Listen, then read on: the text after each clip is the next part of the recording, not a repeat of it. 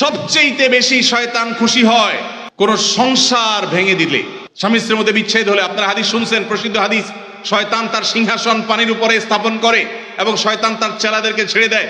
চেলারা সারাদিন আকাম কুকাম করে সারাদিন অপকর্মের পরে ফিরে এসে তাদের দলনেতাকে বলে, আমি একজনকে খুন করিয়েছি, একজনকে দিয়ে আরেকজনকে দিয়ে একটা মিথ্যা বলিয়েছি, আরেকজনকে দিয়ে মাদকাসক্ত করিয়েছি, আরেকজনকে দিয়ে অমুক জেনা করিয়েছি। তখন শয়তান বলে, হ্যাঁ অবশ্যই কিছু না কিছু করেছ। কিন্তু যখন কোন শয়তান এসে বলে একজন স্বামী স্ত্রীর মধ্যে বিচ্ছেদ ঘটায় দিছি, তখন শয়তান বলে তুমি সবচেয়ে বড় কাজ করছো, সে সবচেয়ে বড় খুশি হয়।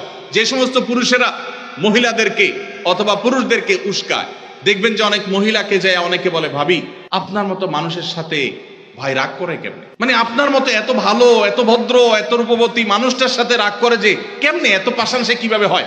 বুঝবেন যে এই লোক হলো সাক্ষাৎ ইবলিস।